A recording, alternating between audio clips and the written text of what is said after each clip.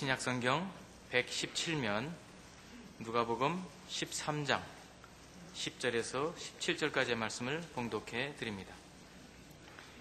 예수께서 안식일에 한 회당에서 가르치실 때에 18회 동안이나 귀신 들려 앓으며 꼬부라지어 조금도 펴지 못하는 한 여자가 있더라.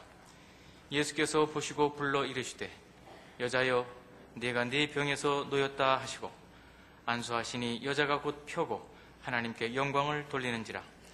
회당장이 예수께서 안식일에 병 고치시는 것을 분내어 무리에게 이르되 일할 날이 엿새가 있으니 그동안에 와서 고침을 받을 것이요 안식일에는 하지 말 것이니라 하거늘 주께서 대답하여 이르시되 외식하는 자들아 너희가 각각 안식일에 자기의 소나 나귀를 외양간에서 풀어내어 이끌고 가서 물을 먹이지 아니하느냐. 그러면 18회 동안 사탄에게 매인받은 이 아브라함의 딸을 안식일에 이 매임에서 푸는 것이 합당하지 아니하냐. 예수께서 이 말씀을 하시매 모든 반대하는 자들은 부끄러워하고 온 무리는 그가 하시는 모든 영광스러운 일을 기뻐하니라. 아멘. 예수님께서 18해 동안 귀신 들리고 병들어 꼬부라져 있던 여인을 이제 고쳐주신 사건이 오늘의 본문입니다. 그게 하필 안식일에 일어난 일이라서 회당장이 분노합니다. 왜 하필 안식일에 이런 일을 하는가? 안식일은 아무 일도 하지 않고 오직 거룩하게 한 날을 쉬며 신앙적 마음과 생각에 이렇게 집중해야 되는 날인데 하필 이런 날, 이 중요한 날에 이런 일을 했는가라고 이제 분노하자 예수님께서 사단에게 매인받은 딸을 안식일에 그 매임에서 풀어주는 것이 안식일의 뜻에 합당한 것이다 라고 이제 답하신 내용입니다. 맨 먼저 우리에게 생각이 나는 것은 율법주의와 예수님의 일하심 사이에 등장하는 어떤 충돌입니다. 우리가 이해하기 좋게 예를 들자면 형식과 내용 같은 충돌입니다. 율법에 대한 이해는 이제 이 회당장으로 대표된 이 유대인들에게 그것은 거의 외적인 형식이었고 규칙이었습니다. 그러나 예수님은 그 내용을 우리에게 이미 이렇게 가르치신 적이 있습니다. 율법의 가장 중요한 내용은 하나님 사랑과 이웃 사랑이다. 이렇게 이미 율법의 그 본질을 요약하셨었죠. 율법주의가 그 율법을 부정적으로 소극적으로 지킬 수밖에 없는 것에 비해서 예수님은 긍정적이고 적극적으로 그 의미를 펼쳐 보이십니다. 그게 오늘의 싸움입니다. 형식은 사실 어떤 내용을 담기 위한 그릇입니다. 형식이 없으면 우리는 내용을 담고 보존할 수가 없습니다. 그러나 형식의 무서움은 내용 없이도 형식이 존재한다는 사실이죠.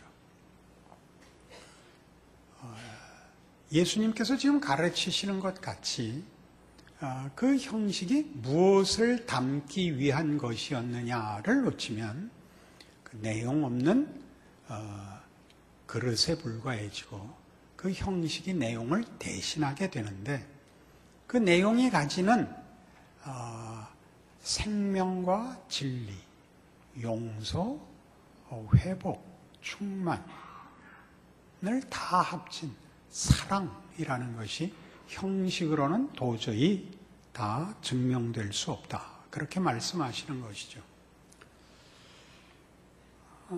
누가복음 4장에 가시면 예수님께서 당신의 사역을 이사야 선지자의 예언의 성취로 이렇게 소개하신 적이 있는데 오늘의 내용과 맞물립니다. 누가복음 4장 16절입니다. 예수께서 그 자라나신 곳 나사렛에 이르사 안식일에 늘 하시던 대로 회당에 들어가서 성경을 읽으려고 서심해 선지자 이사야의 글을 들이거늘 책을 펴서 이렇게 기록된 데를 찾으시니 곧 주의 성령이 내게 임하셨으니 이는 가난한 자에게 복음을 전하게 하시려고 내게 기름을 부으시고 나를 보내사 포로된 자에게 자유를 눈먼 자에게 다시 보게 함을 전파하며 눌린 자를 자유롭게 하고 주의 은혜의 해를 전파하게 하려 하심이라 라는 이사야 선지자의 말씀을 읽으시고 그 약속을 이루러 오셨다고 당신의 사역을 선포하십니다. 여기 18절에 인용된 이사야 선지자의 예언은 한마디로 자유를 주러 오신 예수님입니다. 자유란 말 그대로 억압과 그 갇힌 것으로부터의 해방입니다. 그러나 여기 등장하는 이 자유는 그렇게 만만하지 않습니다. 우리가 율법과 자유를 만일 대조해서 놓는다면 율법의 반대말로 자유가 있다면 그 자유는 분명히 무법한 것이 될 것입니다.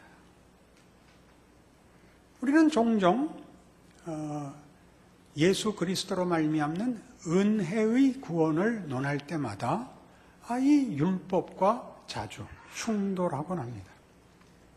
방금 본 바와 같이 형식이라는 것이 내용을 담는 그릇 혹은 내용을 담는 방법이었다면 그럼 내용을 보기 위해서는 형식을 해체해야 되는가라는 문제가 생기죠. 그러나 예수님께서 말씀하신 것 같이 나는 율법을 폐하러 온 것이 아니요 율법을 온전케 하러 왔다라고 선언하셨습니다. 율법의 가치, 기능은 무엇일까요? 물론 이 은혜와 자유를 담는 것이었습니다.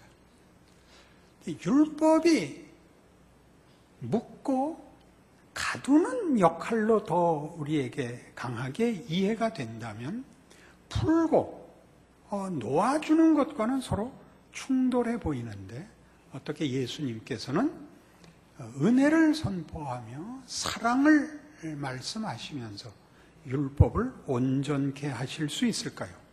이것이 오늘 안식일 논쟁에 있어서 가장 중요한 문제가 됩니다.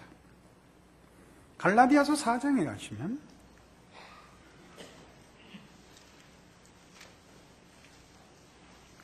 신약성경 307페이지 갈라디아서 4장 21절부터 봅니다. 내게 말하라 율법 아래 있고자 하는 자들아 율법을 듣지 못하였느냐 기록된 바 아브라함에게 두 아들이 있으니 하나는 여종에게서 하나는 자유 있는 여자에게서 낳았다 하였으며 여종에게서는 육체를 따라 낳고 자유 있는 여자에게서는 약속으로 말미암았느니라. 이것은 비유니 이 여자들은 두 언약이라. 하나는 신의 산으로부터 종을 낳은 자니 곧 하갈이라. 이 하갈은 아라비아에 있는 신의 산으로서 지금 있는 예루살렘과 같은 곳이니 그가 자녀들과 더불어 종노릇하고 오직 위에 있는 예루살렘은 자유자니 곧 우리 어머니라. 기록된 바 잉태하지 못한 자여 즐거워라. 산고를 모르는 자여 소리질러 외치라. 이는 홀로 사는 자의 자녀가 남편이 있는 자의 자녀보다 많음이라 하였으니 형제들아 너희는 이삭과 같이 약속의 자녀라. 그러나 그때 육체를 따라 난 자가 성령을 따라 난 자를 박해한 것 같이 이제도 그러하도다. 그러나 성경이 무엇을 말하느냐? 여종과 그 아들을 내쫓으라. 여종의 아들이 자유 있는 여자의 아들과 더불어 유업을 얻지 못하리라 하였느니라. 그런즉 형제들아 우리는 여종의 자녀가 아니요 자유 있는 여자의 자녀니라.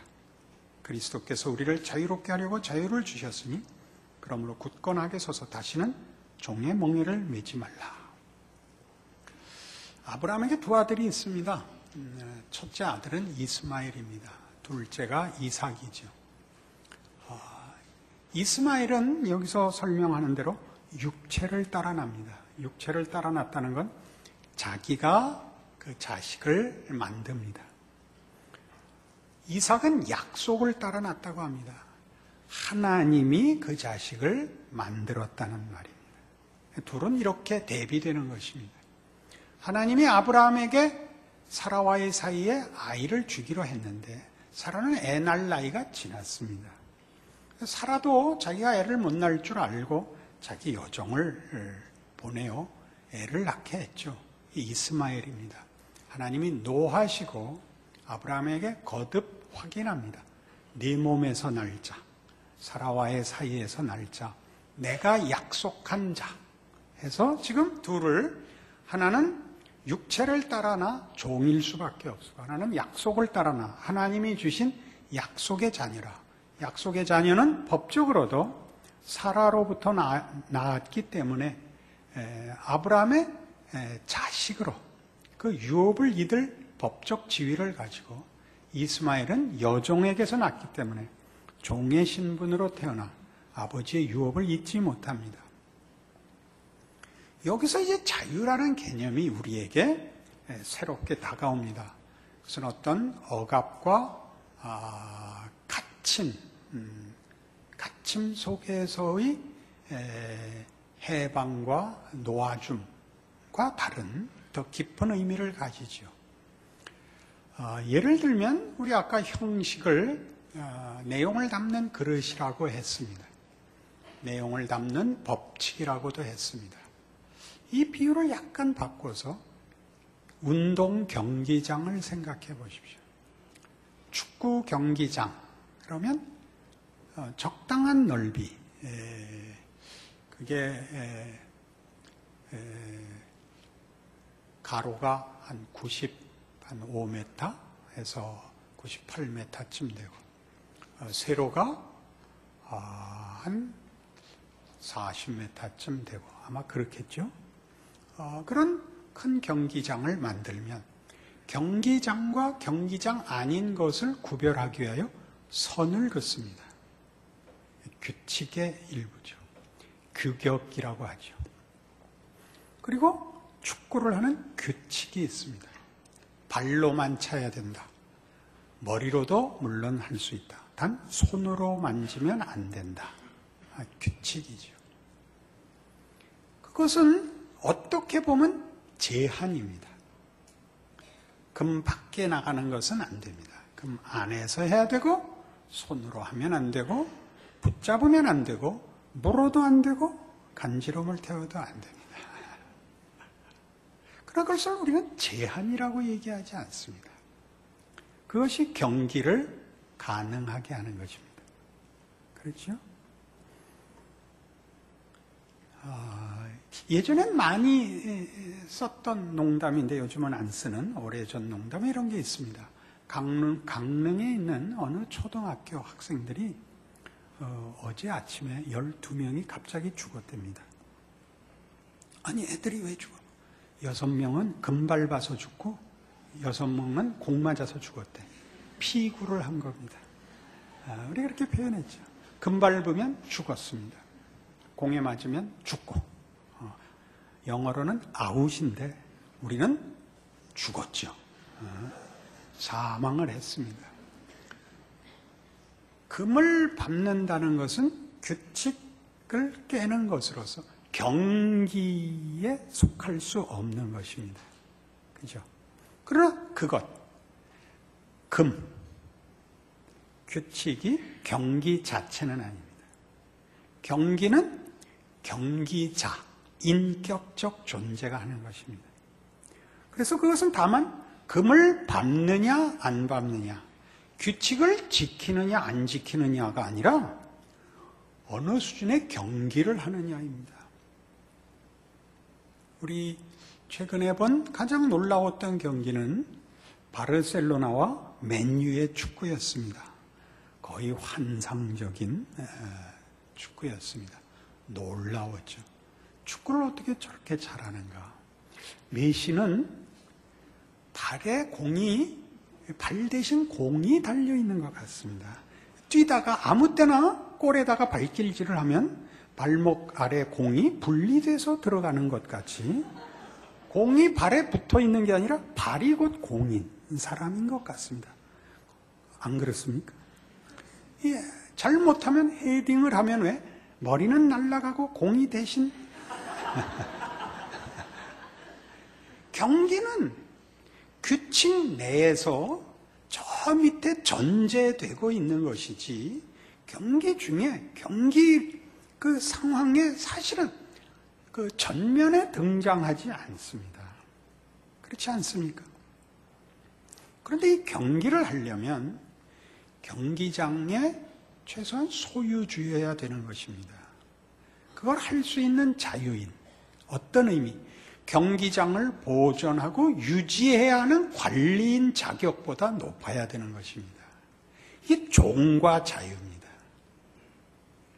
율법은 바로 이런 경기장, 규격, 규칙, 관리, 이 선으로 경기를 가능한 무대와 여건을 준비하지만 경기 자체일 수는 없는 것이기 때문에 어떤 의미에서 둘은 대조되곤 합니다. 경기는 경기자가 하는데 그것을 관리하고 유지해야 되는 종들, 오늘날로 얘기하면 관리자를 낮춰 불러서가 아니라 관리자가 할 일과 경기자가 할 일은 다른 것과 같습니다. 그러니까 우리 집에 말하자면 경기장이 있는데 내가 주인 아들이면 가서 경기를 할 것이요, 내가 관리인의 아들이면 가서 풀 뽑아야 되는 것이죠. 신분의 차이나 처지를 비교하자는 것이 아니라 역할이 다르다는 것 기억하시겠죠. 그게 성경이 말하는 자유입니다. 율법으로 담아낸, 율법으로 묶은, 율법으로 울타리를 쳐서 가능하게 한 하나님의 자녀의 영광과 부요함을 누리는 자, 그것을 사는 자로 예수님을 통하여 하나님이 우리에게 은혜를 베푸시는 것입니다. 율법을 줬던 이유에 궁극적인, 적극적인 내용이 드디어 드러나는 것입니다. 율법을 폐하러 온 것이 아니고 온전케 하러 오셨다는 말씀의 뜻이 비로소 살아나게 되는 것입니다. 마태복음 16장에 가시면 그래서 이 문제를 예수님께서 이렇게 멋지게 이미 선언하신 적이 있습니다.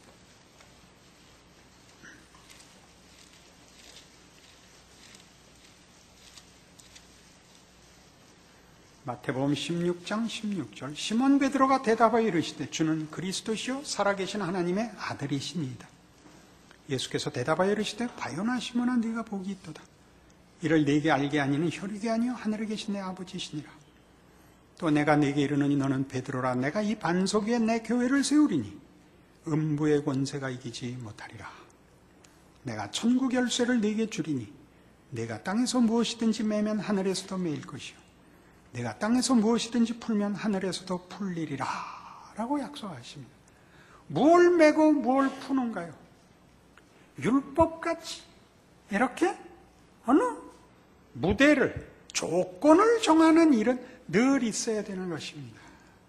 그 선을 벗어나면, 그 싼 보자기가 풀리면, 그 내용을 담은 그릇이 깨지면 안 됩니다. 그렇지 않습니까? 그러나 그건 순전히 다만 지키고 묵고 하는 것을 위해서가 아니라 그 안에서 경기가 가능하게 하기 위하여 요구되는 것입니다. 푸는 일이 생깁니다. 교회에 이 두 가지 일이 주어져 있죠. 매는 일과 푸는 일. 당연히 기독교 신앙은 윤리와 도덕이 우선적으로 요구될 수밖에 없습니다. 하나님의 거룩하심 때문에 그렇습니다. 그러나 다만 옳고 다만 능력 있으면 전부가 아니라 그런 조건, 무대 위에서 예수 믿는 자의 영광과 명예가 펼쳐져야 됩니다.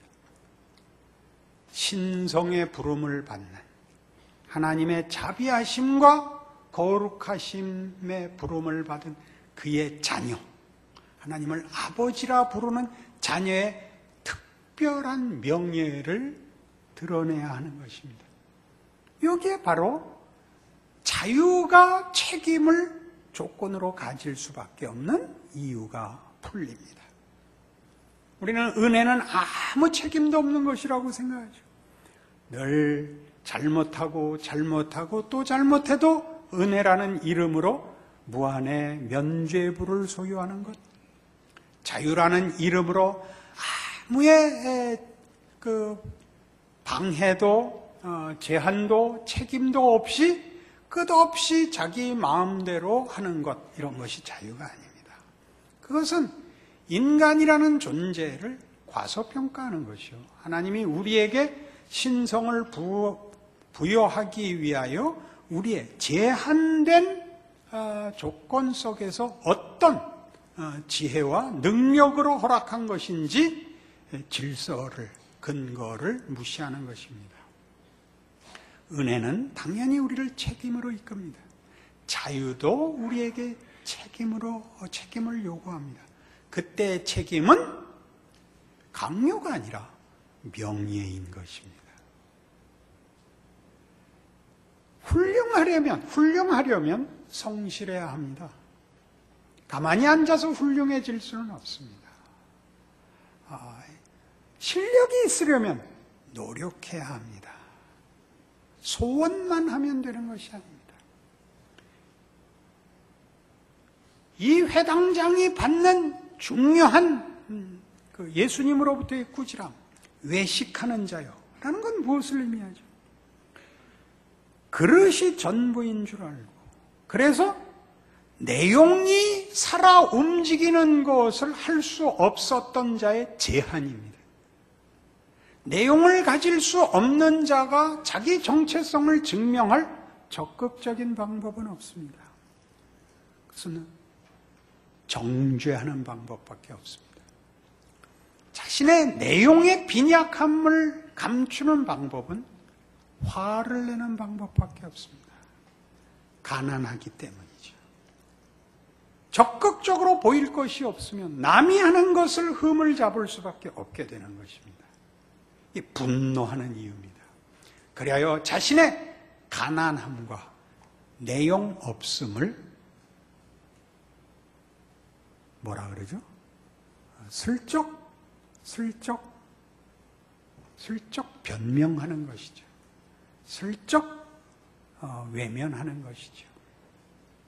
그러나 진정한 자유와 하나님의 은혜에 의한 그 내용을 허락받은 우리에게 있어서 이 생명된 가장 중요한 것은 이런 경계선에서의 싸움에서 더 중요한 싸움, 자유 자체가 부르는 끝없는 하나님이 당신을 아버지라 부르라고 부르시는 부름에 쫓아가는 자로서 그 내용을 가지게 됩니다.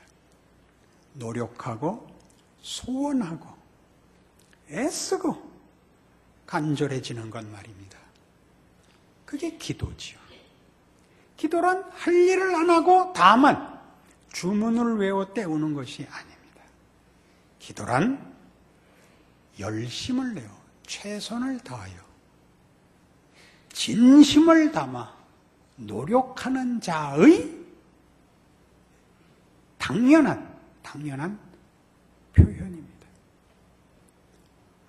우리는 간절함이나 진심이라는 것에다가 우리의 책임을 넘기는 것이 아니라 우리가 가지는 명예와 영광을 소원하지만 욕심만큼 되지 않는 일로 인하여 하나님 앞에 늘 다가가 소원합니다, 포기하지 않겠습니다 라고 외치는 것입니다. 그러니까 우리의 진심은 분노일 수 없습니다. 그 명예를 깨달은, 영광을 깨달은 자의 포기할 수 없는 소원이 되는 것입니다. 간절하고 진실하고 끈기 있을 수밖에 없습니다. 거기에 가기까지는 만족할 수 없기 때문입니다. 우리는 우리의 삶 속에서 바로 오늘 이 싸움을 우리가 늘 경험합니다. 회당장의 분노와 예수님의 선언, 사단의 매인자 된 자를 내가 풀어주는 것, 자유케 하는 것, 이것이 아버지의 뜻이요 내가 온 이유다. 이렇게 선언하는, 그 선언이 가지는 특권과 영광으로 부름받은 자로, 우리를 이해하고 우리의 삶을 이해하는 자로, 그리고 그 삶을 힘을 다하여 명예롭게 책임지는 자로 서 있음을 확인하는 것입니다. 이것이 예수를 믿는 모든 자의 현재입니다. 우리가 바라는 명예와 우리가 바라는 영광, 우리가 바라는 승리들은 예수 안에서 너무나 분명합니다. 우리는 천국 열쇠를 쥐고 있으며 예수 안에서 하나님의 영광을 본 자요, 그 사랑을 입은 자요, 그를 언제 어디서나 아버지라고 부를 수 있는 자입니다. 그렇게 부르고 아는 것에 비하여 아직 형편없는 자신에 대하여 끊임없이 경기장을 이탈할 것이냐가 아니라 경기장 안에 들어가 공 갖고 계속 연습을 하는 것입니다. 나 홀로 경기를 할 수 있는 것이 아니라 상대방이 있다는 거랍니다. 더 많은 실력을 배양하기 위하여 다만 육체적인 것만 아니라 정신적인 요소가 얼마나 필요한가를 배우며 정신적인 것으로 핑계댈 수 없는 육체적인 실천과 구체화가 요구되고 있고 거기에 큰 보상이 있다. 이걸 배우는 것이 인생이지요. 이 자유로 부름받은 영광을 누리는 삶이 되십시오.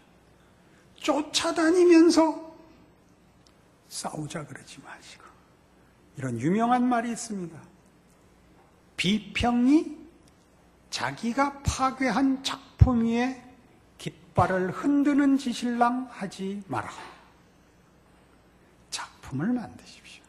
쫓아다니면서 정죄하지 마시고, 여러분을 지켜보는 자들이 여러분이 어떤 질서와 근거 속에 무엇을 만들고 있는지를 보이십시오. 그래서 오늘 마태복음 16장에서는 예수 그리스도가 그 모든 일의 근거가 됩니다. 주는 그리스도시요 살아계신 하나님의 아들이 반석이 되어 우리를 그 위에 세워 이 경기를 허락합니다. 그는 우리의 주인이시며 우리에게 은혜를 주시는 분이시며 우리의 규칙이시며 우리의 소원이십니다. 여러분의 삶이 귀한 무대라는 것, 명예라는 것 기억하시면 여러분의 삶은 예수 안에서 기쁨으로, 그리고 모든 어려움에서 기도하는 기적으로 메워질 것입니다. 기도하십시다. 하나님 아버지 은혜를 감사합니다. 하나님의 자녀로 사는 것이 무엇인지, 우리가 어떤 인생을 사는 것인지, 어떤 책임과 어떤 명예와 어떤 약속과 어떤 자랑 속에 놓여 있는지 알게 하셨으니 부디 이 영광 지키게 하여 주시옵소서. 우리 자신과 지켜보는 세상이 우리의 다른 것, 진리와 생명과 자유와 명예와 승리와 영광을 보게 하사 우리 하나님 영광 받으시옵소서. 예수님 이름으로 기도합니다. 아멘.